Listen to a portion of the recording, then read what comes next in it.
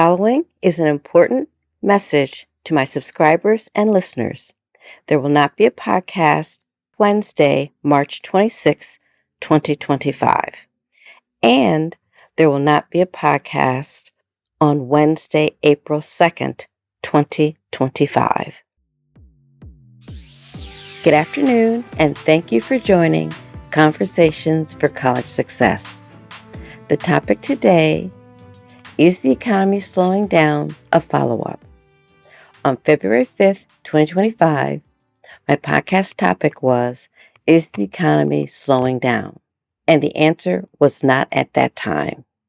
However, 5 weeks later, there are concerns that a recession is a possibility based on articles that I've been reading.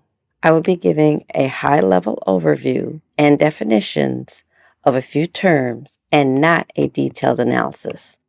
My goal is to share what I have recently learned and to help you get started now thinking about more options and strategies. I will be giving a high-level overview and definitions of a few terms and not a detailed analysis. My goal is to share what I have recently learned and to help you get started now thinking about your options and strategies so you're prepared, especially if you will be graduating this May 2025. What is consumer sentiment? Consumer sentiment is a statistical measurement of the overall health of the economy as determined by consumer opinion. It takes into account how people feel about their current financial health, the health of the economy in the short term, and the prospects for longer-term economic growth.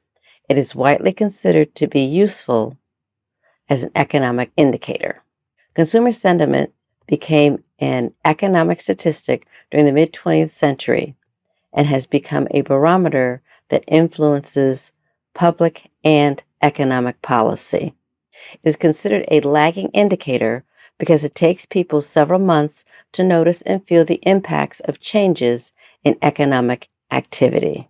Some important points for you to remember. Consumer sentiment is an economic indicator that measures how optimistic consumers feel about their finances and the state of the economy. Consumer sentiment was developed as an economic indicator during the 20th century. It is a barometer that reflects and influences public and economic policies.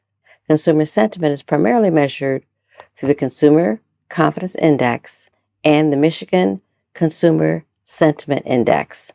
Understanding consumer sentiment in the United States, consumer spending makes up a majority of economic output. As of the second quarter of 2024, an estimated 67.7% of gross domestic product was driven by personal consumption expenditures, which is the main measure of consumer spending. Why is it important? So, the sentiment or attitude of consumers about their financial well-being and spending and the future of both is very important in gauging the health of the economy.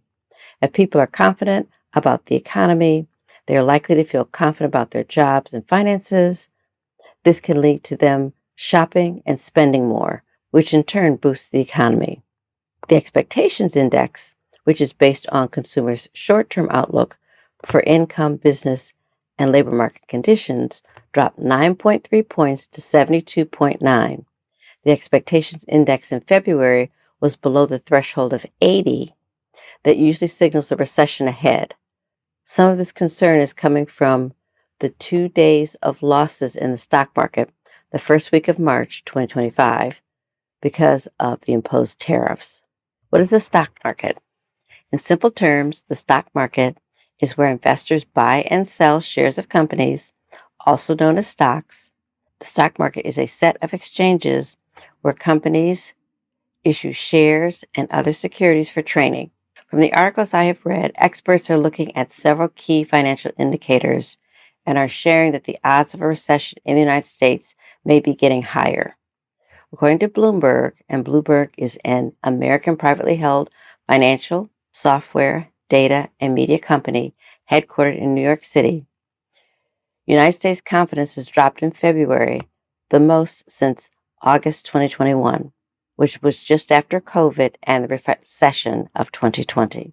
In April 2020, the Global Consumer Confidence Index of 23 countries worldwide dropped to 39.5 following the outbreak of the COVID-19 pandemic. It then slowly increased until July 2021 when it reached an index score of 49.1. Therefore, unfortunately, recession fears are on the rise. The United States Index of Consumer Sentiment is at a current level of 64.7 in February, and that's down from 71.7 in January and down from 76.9 1 year ago. Among 29 economies measured, 5 countries had significant gains in consumer sentiment from January to February, while 4 countries showed a notable decline.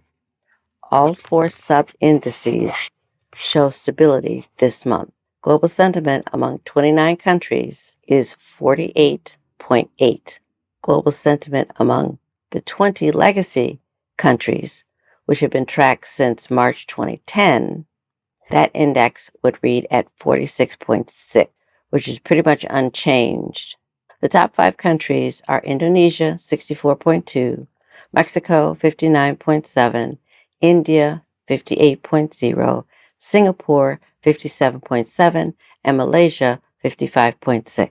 The Atlanta Federal Reserve has suggested that economic growth might be negative in the first quarter of 2025. The New York Federal Reserve recently pointed to healthy economic growth, which could be possible the first quarter of 2025. Therefore, there is disagreement across the economic spectrum as to whether a recession is being indicated. Consumers and experts are both concerned about a recession because of the proposed reciprocal tariffs and mass layoffs at the federal level. What is a recession? Following are a couple of definitions from the Chief of Policy and Advocacy at the economic think tank Groundwork Collective. The conventional definition of a recession has been that of 2 consecutive quarters of a generally slowing economy. It can also be defined as a significant decline in economic activity, visible in production, employment, income, and other indicators. However, be aware that it is normal for there to be downturns of certain sectors during each administration, as well as certain misses on the economic side. But the real indicators of recession are when these downturns run across all sectors. Specific indicators of recession include whether consumers are expecting inflation to be worse in the future, which impacts people's spending habits. It then spills over into the real economy. What you need to keep an economy going is businesses investing, businesses hiring, and people spending money.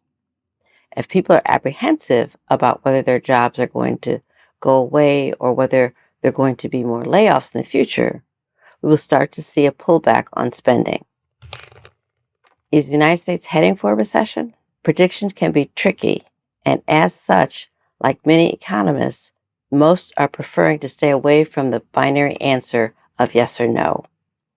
When it comes to whether a recession is coming, they are saying that the current indicators are trending downwards, and if they continue in that direction, it will spell trouble for the economy.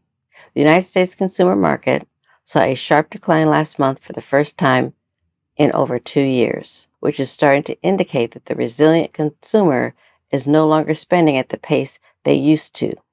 Consumer inflation expectations all soared in February.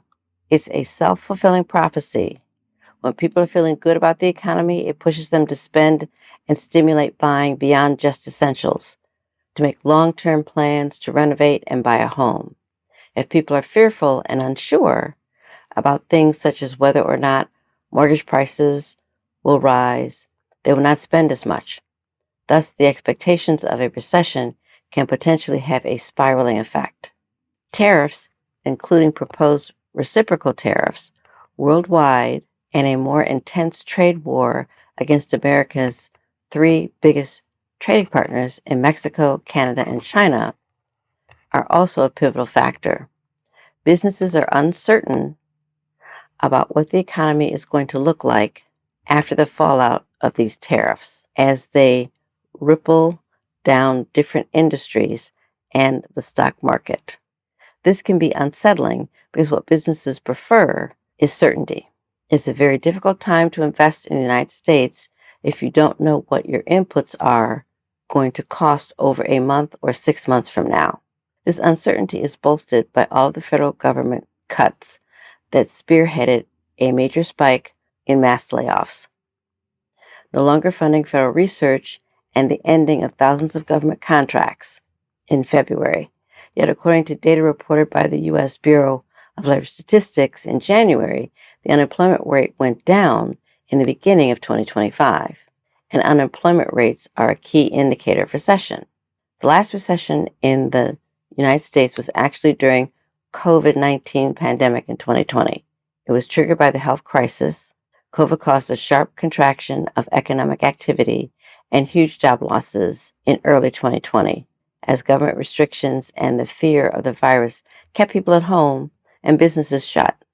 Yet the federal government enacted many relief and recovery measures, which made the pandemic recession the deepest and the shortest recession in the post-World War II era. The recovery efforts included cash payments to individuals, expanding unemployment coverage, and establishing a federal eviction prevention program. Although we also hope there is not a recession, you should plan for one just in case. So if you're not graduating this May 2025, make sure you secure at least one co-op or internship for each year of your remaining years in college. If you are graduating this May, you need to make sure that you have completed at least one co-op or internship and are prepared and ready to interview and have completed your homework on all organizations you are interested in working for. It is more important than ever because you will be in competition with laid off federal workers, some of who will be willing to take a cut in pay to maintain their health insurance and to pay their existing household expenses. For additional resources, you can look at some of my previous podcasts on informational interviewing, references, looking for employment, how to prepare for an interview, the interview itself, LinkedIn, and references. Send your questions to conversationsforcollegesuccess@hotmail.com. Again, questions to conversationsforcollegesuccess@hotmail.com. Have a great day. Bye-bye.